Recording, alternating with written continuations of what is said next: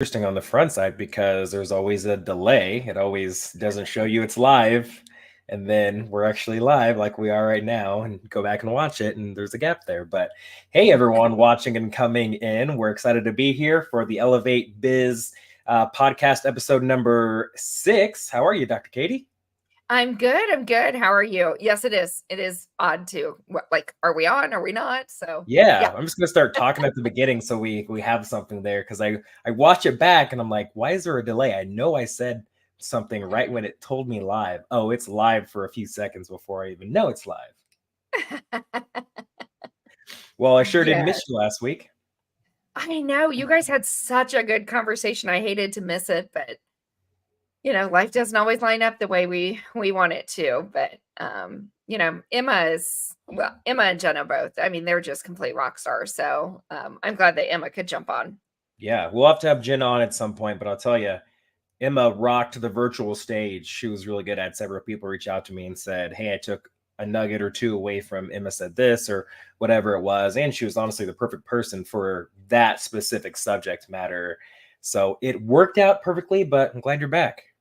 Yeah, thanks. Yeah, when we started Catalyst, it was, we talk about the working genius, and her genius is wonder and enablement. And so it's like strategy and marketing and branding and everything. I mean, that is just who she is. And so, like, even when we were going through the book, like down to the finest little detail, she is on point with branding. So yeah, she's amazing.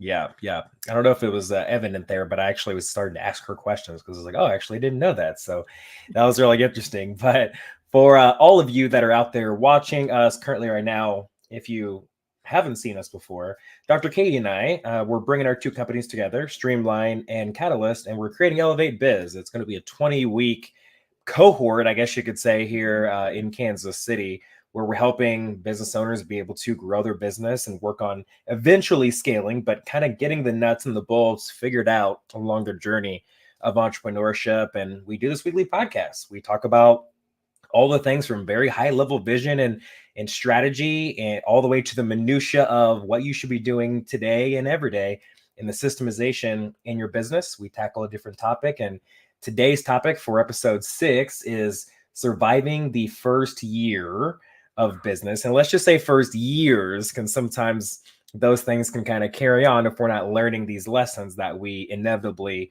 will learn as we fail and trip and skin our knee through this thing we call entrepreneurship. And you're an entrepreneur now, and it's kind of a newish endeavor for you. This is, not year one for you, but obviously you have 25 plus years of experience in the subject matter you're doing. But how has it been for you? Yeah, I mean, people tell you, I mean, it's just like with kids, people tell you, like, you're never fully prepared when you're an entrepreneur. Like, you're never fully prepared, no matter how much you think no matter your, expertise area. It is just such a roller coaster of emotions and feelings and preparedness and everything else. And it's so challenging at times because even the most confident you are, there's imposter syndrome that roams in, and confidence, and should I do this? Yeah. And with Catalyst, I mean, we're 17 months old, but it was unique because a lot of people that go into the leadership development skill building usually are solopreneurs to start. And I knew from the beginning, like, Emma and Jenna fill my gaps, and they had such connection and such value to the company. And so not only like leaving a full-time job where I was the breadwinner to, bringing on, at first it was just Emma, but then Emma and Jenna, and their salaries. And, that whole journey has been, I always tell people, it's the hardest thing I've ever done, but I've never slept better in my life, which I feel bad saying that because you just told me you're not sleeping. So sorry. Yeah. Between young kids and all the things that go on in my crazy brain, that it's sleeping is difficult. But it is such an interesting thing as well. There's something that it almost feels like when you go to an amusement park and the lines are forever long at Disney, or here we have Worlds of Fun, which just got bought, I think, by Six Flags. Interesting. you kind of have a fast pass, and it's interesting because I see what you guys do, and I know that you'll be the first to say, "Hey, our business isn't perfect. We're still figuring these things out, and we know the areas in which we want to improve." But you're still able to show up in a platform like this with me and educate Mhm. and help in the ways that have worked for you. And it almost feels like you have a fast pass to what I would say business success. In the trajectory for growth versus the trajectory to, hey, we're potentially gonna close in the next couple Yeah. of months. Like a lot of our friends, Yeah. and colleagues and clients and prospects that we talk to on a regular basis, and why we created Elevate Biz. Why do you think that is? What's a tip that you have that someone has either reflected back to you or that you kind of noticed, like, oh, hey, we stumbled into it, but that worked. Yeah. I don't know that we have enough time for all of the crazy, but there's a couple things. One, and I tell people like with full affection, like I didn't sleep at a Holiday Inn last night. Like I know what I'm doing. It's not so many people I see, especially going into like consulting, like leadership consulting or HR consulting. It's like I was a good manager, so therefore, I'm going to open a business. And so for me, it's like I've done the research, I've done the work, I've done the education. So, like, what we teach at Catalyst is 24 years in the making. It's not Yeah, that I didn't buy someone else's stuff off the shelf. I'm not, selling somebody else's philosophies or ideas. Like, I'm literally selling who I am and what I've created and what I've seen be successful in business. So, I think that helps. But then the other thing too is being humble enough to know what you don't know and to be very open with like you and some of our friends to say, I'm really good in this area. Like systems, I think we're okay in, but we're really struggling in this type of area. And to sure. have you with the hard skills to be able to kind of fill some of those gaps and to not be, I don't see our friends as threats. I see our friends as resources and connections and opportunities to grow each other. Yeah, yeah, absolutely. And it's interesting. I got some feedback when I always schedule these out so people can see them and whatnot. And some friends reach out and they're like, "Hey, I love the podcast. I love how you guys talk very high level. I love that you guys put tricks in or tips and tricks because I really want to know like how exactly you do this." And honestly, what you just shared is what I hear most of the time Mhm. from friends and all that kind of stuff who are really struggling in this is they do get into business because they're exceptionally good at something. I always use Yeah. the analogy for coffee shop because it's like the universal business that people think about. But like I'm really good at making a cup of coffee. So Mhm. my friends are gonna hype me up and say, you should start your own business. So I do, and I'm really good at making this cup. I have the best cup in the city, I say, but I don't understand all the other components in business. And it's kind of sitting between this intersection of I can't be an expert in every single thing that I do, but I also need more skills to kind of fill in the gaps where I'm kind of not proficient yet. Again, the cup of coffee is really good, or I'm a massage therapist and I give a damn good massage, but I don't know how to get people in the door. My marketing skills are on point. I can lead Mhm. myself, and maybe I can't lead other people. And for me, I would say my first little tidbit of advice is someone who's in year one or even year two, three, depending kind of where you are in your knowledge base of entrepreneurship, is education is huge. I always say that I think society fails entrepreneurs. I think that we're really good at creating employees in that way, but we don't really talk about these things in school. And this is kind of a beaten down, over talked about conversation, but I think it really is true in the way of we get out of school, we know these things, in math or whatever it is, and then we never have to do those things again. But like, no one taught me how to balance my checkbook, or no one told me how to read a profit and loss statement, Mhm. or how to properly budget. And those are direct skills that will carry over to your business. And so, educating yourselves on entrepreneurial Mhm. topics like marketing and sales is a huge one you can use in anything. Understanding your financials, reading financial statements, those things are really, really huge and will take you all the way Mhm. through in life, but specifically if you're going to be an entrepreneur.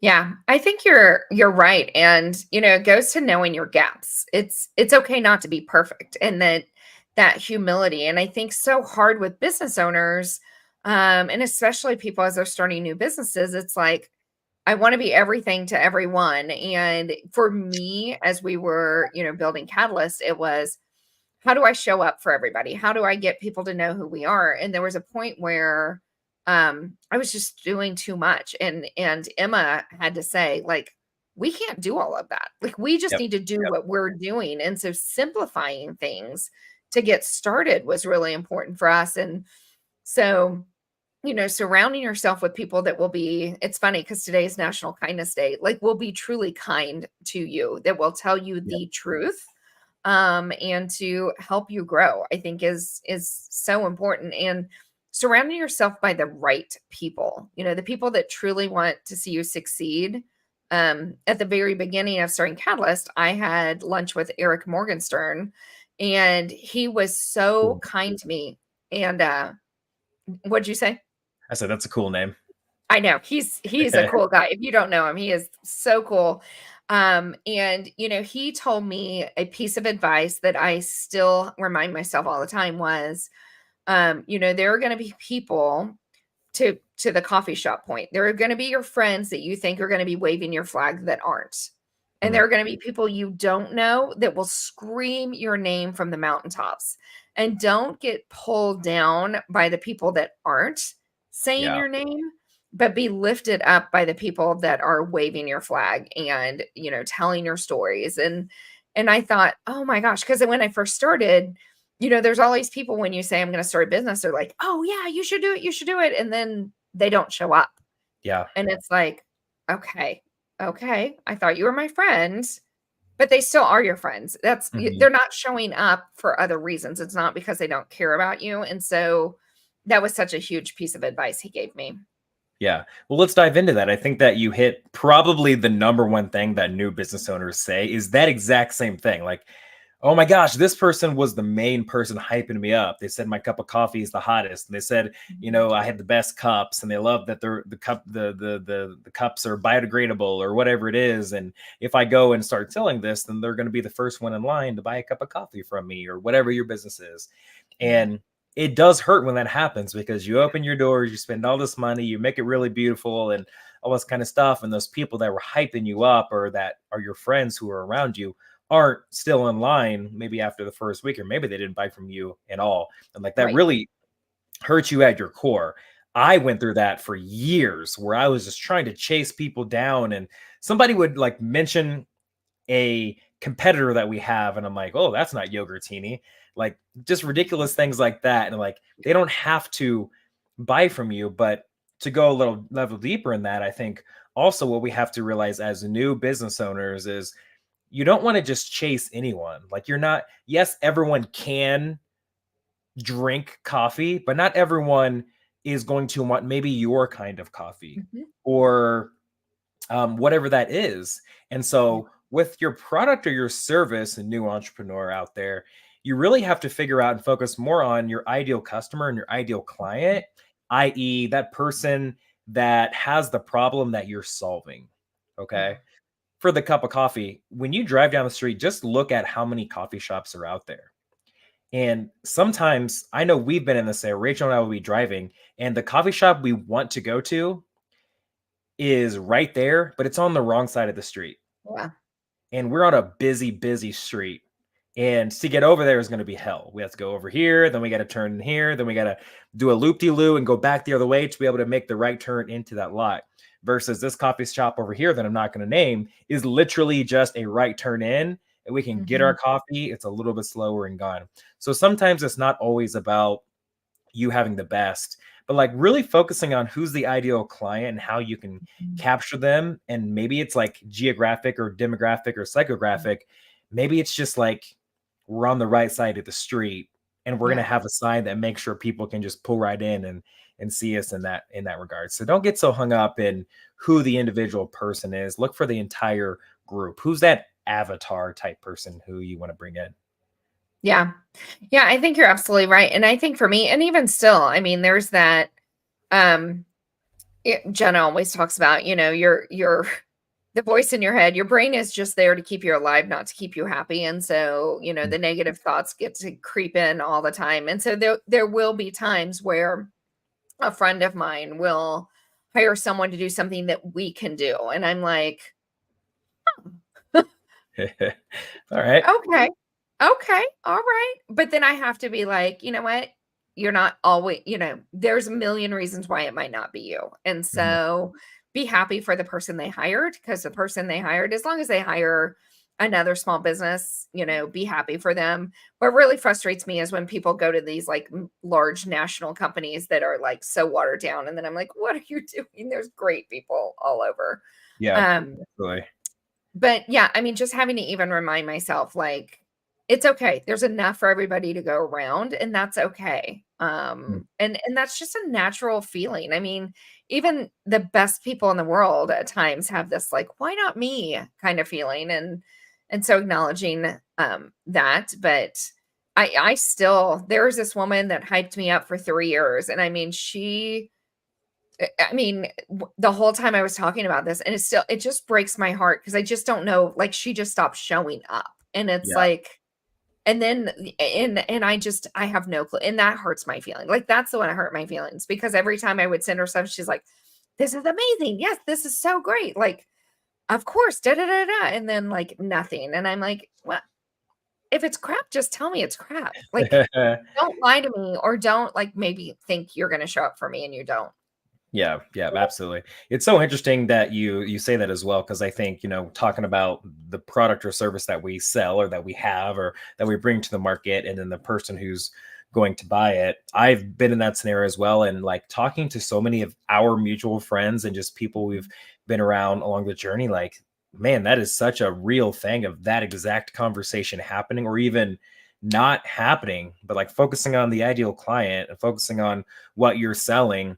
And then like the third component, which spoiler for everyone listening out there, I'm going down the curriculum that we're teaching in ElevateBiz, is the marketing piece of this. Mhm. I see this a lot where people are like, oh, I'm really good at marketing. And they're saying that because they're everywhere. They're on Yeah. LinkedIn, they're going to networking events, they're doing coffees, they're on Facebook doing this, they're doing Instagram lives, whatever it is. They're doing the post or the business cards on bulletin boards at coffee shops or whatever it is. Obviously, I need more coffee because I keep bringing up coffee. I'm empty.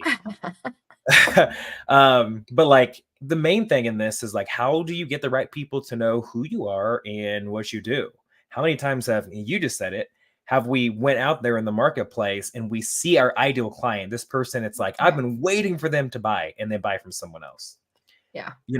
In that scenario, I'm like, I my college coach is in my head where he always used to say to us when you're doing interviews post game, he used to say, give credit and take blame. Mhm. So in that scenario, if I'm putting it in this, I'm like, gosh, how could I have been better in that scenario instead of always being mad at my friends? Because I spent way too much time being mad at my friends for Yeah. not buying from me.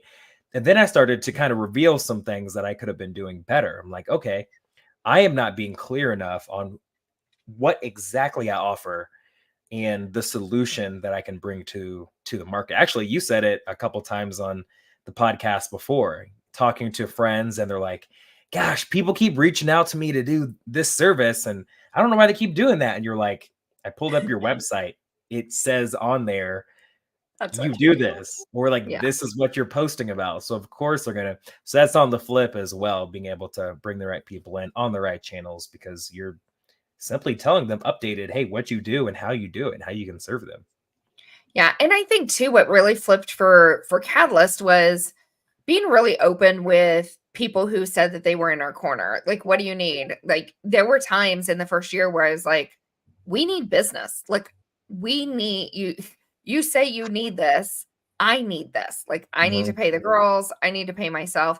Like, and that's scary. Like, that is terrifying to say to people because you don't want to be desperate. But you do, there are people that you can say, like, "What do I need? I need a client. Like, Mhm. I need people to come into the store." I very vocal right now, like, for small businesses, especially for, service-based businesses, um, really end of November, December, and beginning of January is dead for people because a lot of we're trying to get ready for the holidays. We're doing all the stuff. We're not signing new engagements. It's the end of the budget year. And so for a lot of service-based industries, it's a really hard time of year. And Sure. so, and I know we kind of just talked too. I would imagine even for Yogurtini right now, like, of course it is a beautiful, 77 degrees outside. So everyone should be going and getting Yogurtini. It is Um, nice. I didn't even know that. I haven't been outside yet today. it is gorgeous. I know. Jenna and I were leaving lunch. I'm like, I wish I could go to the golf course, but I got to go do work. But it's those kind of things. And so people don't even think about that type of stuff. Like people just think, oh, well, I see you out and I see you on LinkedIn and I see you're doing really good and everything's fine. And it's like, no, there's this ebb and flow, especially of small businesses. Like, I need you to show up. I need you to pay on time. Like, Yep. I can't pay my people and my vendors if people don't pay me. And so that whole thing as a small business owner that's stressful. Yeah, yeah, it really, really is. And it's so crazy that you say that because I think we talk.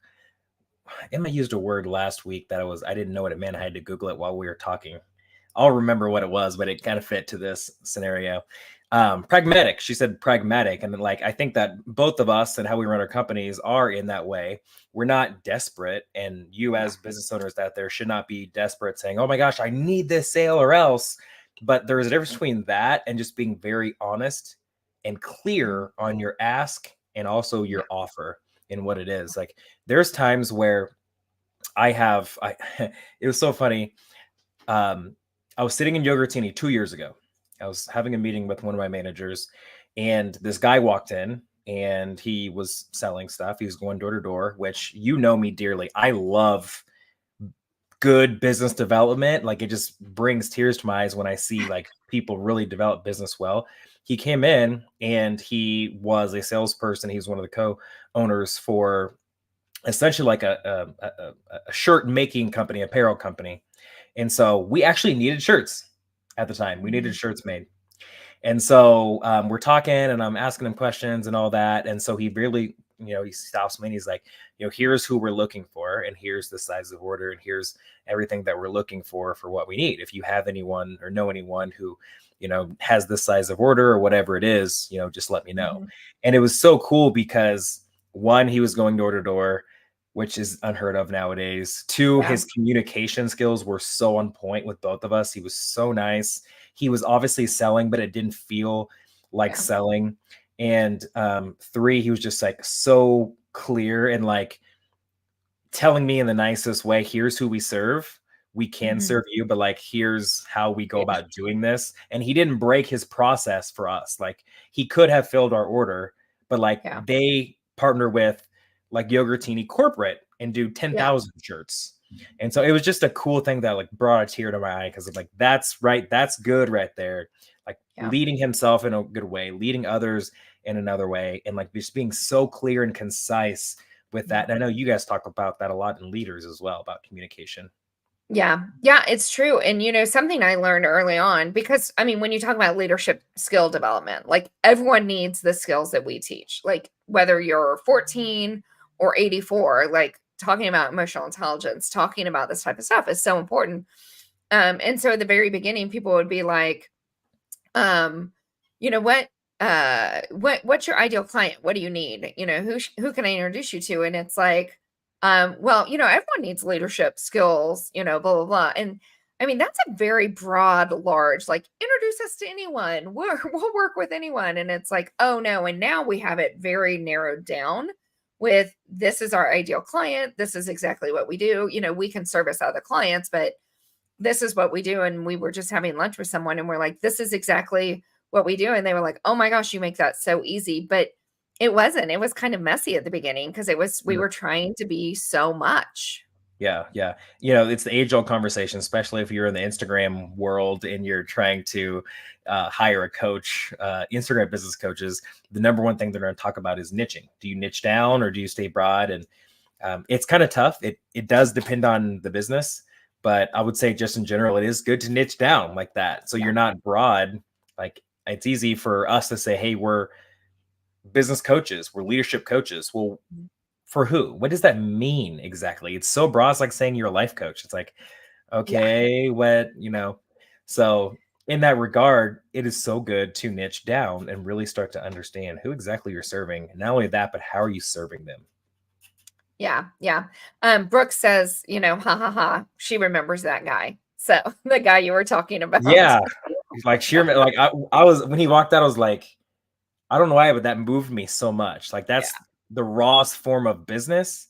And it was a Yeah. beautiful thing. Yeah. Yeah. But I think, the niching down is so important because when you think about people want to help, but and we see this all the time. We saw it when we were in higher ed. We see this now with Catalyst. And actually, Emma put a really cool quiz on our website because while we're very specific in what we do, we have 4 different ways we can do it. And that can be even overwhelming sometimes. So it's like, here's 4 basic questions. Boom, boom, boom. Okay, here's what we could do for you. Here's everything else. But we saw this in higher ed. And I'm sure, you see this in everything you do. When we give people too many options, when we say, well, we'll be everything for everyone, or, we're going to have every flavor of yogurtini, yogurt. Here's what we're going to do.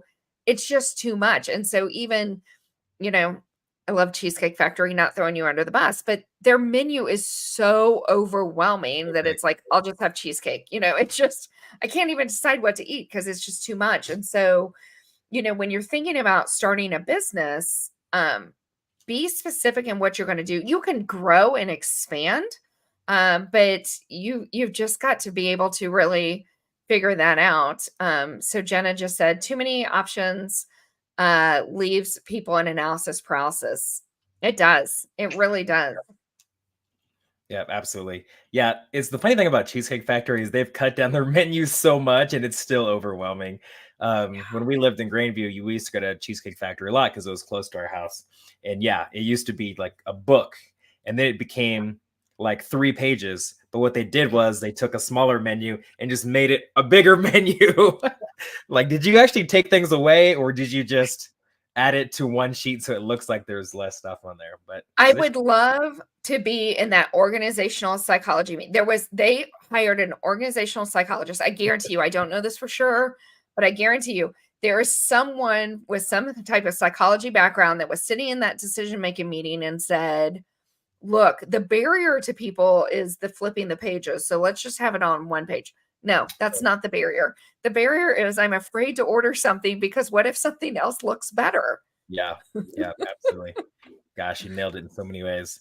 And it's interesting in that regard because I think of the concept of marketing and sales. We talk about this a lot because a lot of people want to shove these 2 concepts together in a lot of regards. And like they're not very separate.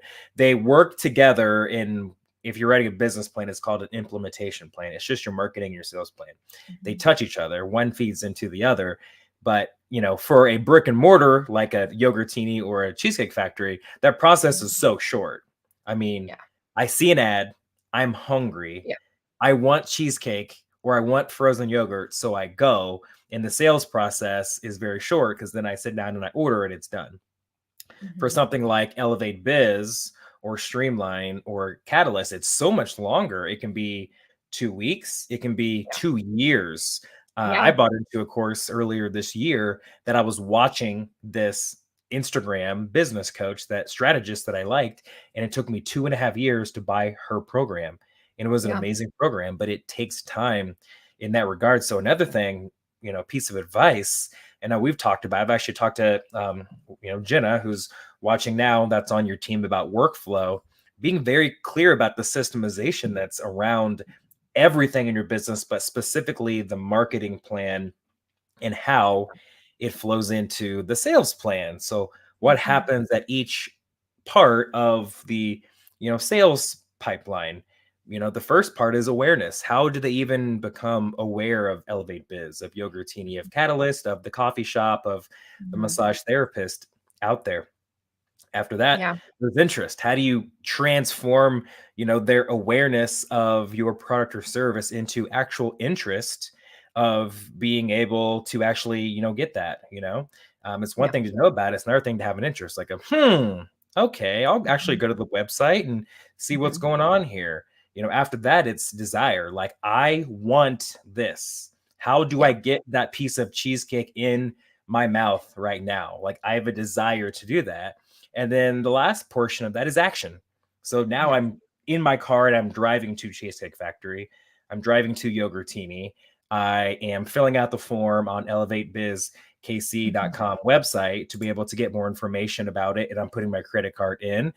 Those are the Mhm. things that you want to look at with your business when you're looking at the marketing and sales strategy, is kind of working down that AIDA: awareness, interest, desire, and then action. Yeah. Yeah. And I think too, an important thing with that is, I mean, to the point, it can take people a while. Even a brick and mortar. Like my husband has a something on Google on his phone that's like, all the restaurants that we want to try in Kansas City. And so, oh, I'm having some major contact issues. And so just because you put an ad out there doesn't mean that people can immediately get to your location. And so knowing that it takes time, that people will come in, that people will show up. And so being patient and being consistent, I think, is so important. Yeah. And it's funny because so often the work that we do, we don't realize that people see it or take it in. And then we'll just get, like with Catalyst, we'll get a random like, hey, that time that, the Catalyst crew went, online and talked about this or that or whatever, like that really resonated with me. And it's like, oh, okay, someone was watching, someone Mhm. is seeing, and it takes time to build that brand to, be who you want to be when you show up. So don't sell yourself short on it, and be consistent. Absolutely. And if you're just joining us, we do this podcast weekly. Every week it's Dr. Katie and myself. Last week, Dr. Katie couldn't make it, so we had Emma join us. And I just want a shameless plug for that, because what you just said reminded me of something that I talked about with Emma last week of, showing up for your business. Yeah. You have to show up for your business. And we're talking about the content strategy and all these kind of things, branding. And in that, we were having a conversation about video really being the thing that is pushing forward when it comes to branding. And I said, all I want my clients to do is show up. If you're good at writing, then write. Maybe it's a blog, maybe it's longer captions when you post on social media. If Mhm. you don't want to be on video, but you think you have a good voice or you feel comfortable, record it. Maybe you put out an audio podcast and Mhm. put a thumbnail up on your YouTube video and don't show yourself, but have your voice. And she's like, no, I tell my friends, like, if you don't want to do video, too bad. You have to do video. I'm like, I mean, that's really, really Yeah. good. Like, there's just things that you don't necessarily want to do, but sometimes you have to do those things. Like, you have to. Like, what we love to do is hang out with people in coffee shops and call Yeah. that business. But a lot of times we have to do the hard stuff. And the hard stuff is showing up on video. It is Mhm. writing that proposal and actually sending that email. It is, if you are going to meet somebody in person, it's asking for the money. Like, are Yeah. you in or are you out? I'm Mhm. very hard nosed when it comes to the ask, because it is rare that if you don't ask, someone's going like, yes, take my money. Here it is. Yeah. Like, you have to ask, new business owner out there. You have to ask Yeah. for people to give you money a lot of times. And you've got to get used to hearing no. It's okay. It's not a no, I don't like you. It's a no, I am not interested in what you're offering right now. And it's that relationship building is so important. They may not be ready for the product, but someone else they know might. And so how we behave in the moment, how we behave when we get the no, I think is so important. It kind of goes back to, we got to be humble and we can't get our feelings hurt. Yep. And whew, it's not easy some days, but it's so important. And it's that grind to keep going and surrounding yourself with people, even if they're not on payroll. Like if you're just starting out and you can't afford payroll, how can you partner, barter, trade, whatever? I mean, at the beginning, we were giving away working genius sessions left and right because we knew that once we got our foot in the door, it was going to go further. And even still, our working genius sessions are our most affordable sessions. They're probably the most immediate impact sessions because they're so quick and easy, but it gets us in the door. It's Yeah, kind of so that, good. oh, okay, now we know they exist. And so think about that from your company standpoint. Like, how can you get your name out there? How can you get your brand out there? How can you get people to know? I forget. Emma's probably screaming it, know you, like you, buy from me. I don't know. Emma's probably yelling at the computer screen. But at first they gotta know you, and then they've got to like you, and then they're gonna buy from you. Yep, absolutely. And I think she said that even last week too. And we throw that around too. Like, people buy from people that they know, trust, and like. And like that is very, very true. And there's a lot of caveats to that in the most basic way. Yeah. Absolutely on that thing. And I was actually having a conversation with Brooke. I think she's watching, my district manager, earlier. We're talking about selling and like building relationships. And that's another thing. When you're first starting out, the concept of selling can be debilitating. It's terrifying. Yeah. Based off what we think it means to sell. We see the movies, we see all these different things, we see Wolf of Wall Street and all that kind of stuff. And like that isn't necessarily how selling has to go down. A lot of times it's building these deep relationships with people and then serving the need that they need and respecting if they don't need that thing. You still Yeah. have the relationship intact, but what you're really doing is you're sharing. You're sharing to someone where you can solve their problem versus beating them over the head with this thing that you have to get Yeah. them to buy. It is such a harmonious relationship when you can bring something to someone that they've been looking for and say, I can solve that for you because you are my ideal client. And here's what we can do. And here's what we've done in the past as well. It's so amazing. And I know you guys Yeah. actually did that for our younger teeny team. You're talking about Working Genius. Yeah. That was great. I mean, that revolutionized our organization. I had a few Yeah. of my managers get a lot better and we understood them. And then there's a few that we separated with because we're like, here's the answer why this isn't working out. So it worked on both sides. Yeah. Yeah. Carmen, thank you. She says, people they know, like, and respect. And she says, sometimes it's know, like, and trust.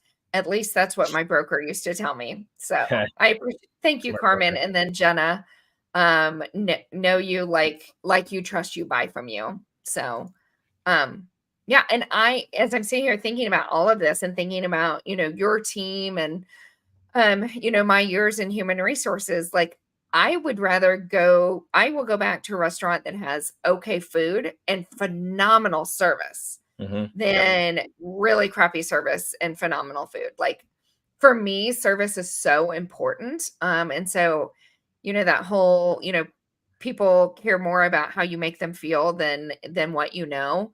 That for me is important. I would rather go back to places where I feel cared for and taken care of and all of those kind of things. And so whether that is a service-based business, or that brick and mortar, I would rather go to places where I feel like people care about me. And I think that's where the cool part about our systems coming together, the Streamline and Catalyst, you can't have one without the other, and be fully, truly successful. Like, you have to have the hard skills, you have to have the systems, you have to have the financials. Like, that's what keeps the train on the track and like builds the track. And then it's the people that keep it moving. And so having those leadership skills and, whether it be us as business owners or, we've even talked about, and we're going to talk about, as we are going through our cohort with our cohort members,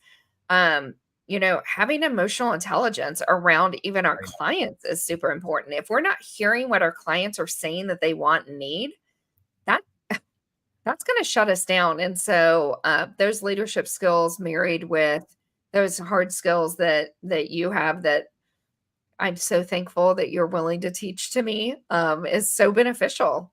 Yeah. Well, it definitely goes both ways. And that is what you even said earlier. Like, man, in a scenario, do what you have to do to fill in the gaps of what you need. If you're having, trouble meeting payroll or whatever it is, like barter and trade and, get really resourceful in those things. And that's why I love the harmony of our two companies creating ElevateBiz, because it's exactly that. Like, we are going to be in the minutia with our clients, our students, our members, as they go through over 20 weeks, like Yeah. almost half a year of building this business. And it's not just the information that's going to come from us, because as we know, we've done these before. It is the brain trust. It's the people who are in the room that are going to share an experience that they're working on, and someone else is going to give them advice, and it's just going to turn on that light bulb that's going to revolutionize their business. And that's the relationship we have. But if you are a new or newer business owner, gosh, you should do this with your customers as well. Like, not everything is hating.